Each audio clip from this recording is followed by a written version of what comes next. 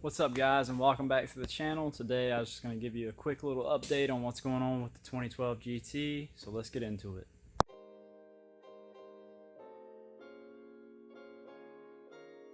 Alright, so clearly there is no engine, no transmission, and everything's pretty empty.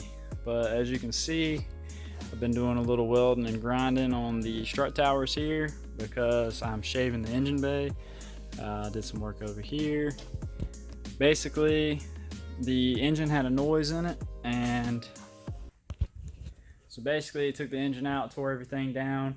Number 7 rod bearing was a little questionable, so I just decided to go with a brand new Gen 3 short block.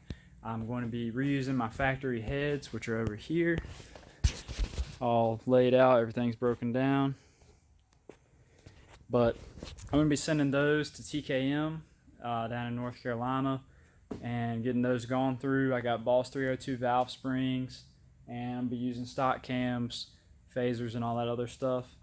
But I found a good deal on a used turbo kit, so I bought it, and it's honestly been kind of a nightmare. So my advice to anyone is, if you have a plan, just stick to your plan, because I had a plan, I deviated, and it's been a nightmare ever since. But I'm starting to see the light at the end of the tunnel. Just waiting on one more part, crucial part for this kit. It's a CPR turbo kit. If you're not familiar with them, it's a good kit, but the way he designs them is the motor mounts are literally like right behind the headers. So he takes a BMRK member without motor mounts and makes his own motor mount setup. But from what I've seen out of these kits over the years, they work great. I have a couple buddies that run these kits, and their cars run awesome. It's a massive turbo, as you can see.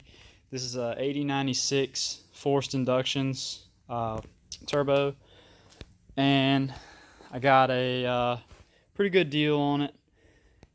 But I decided it was time to do something a little different than BNA. So I'm gonna have to change the license plate, obviously. But figured I'd bring you guys along for the ride. I got a bunch of parts. I got like the electric fans. I got a bunch of intercooler piping, which all of this is pretty much going to be useless to me, minus a little bit.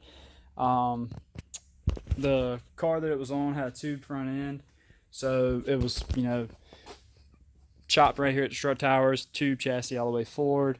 So the piping was able to clear all of this a lot easier than it is on factory frame rails. So I'm going to be using some of it, as much of it as I can anyways, just trying to keep costs down. But I will be having to buy some more pipe and pretty much make my own cold side. But the plan was just to have, like a 700 or 800 horsepower car that I could still drive and take to the track. And then I was like, well, if I'm gonna pull the engine, might as well shave the engine bay, and that's where we're at now.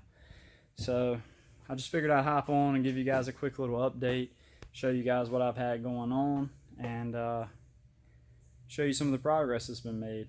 So I'll just do a few glamour shots and throw a little video together.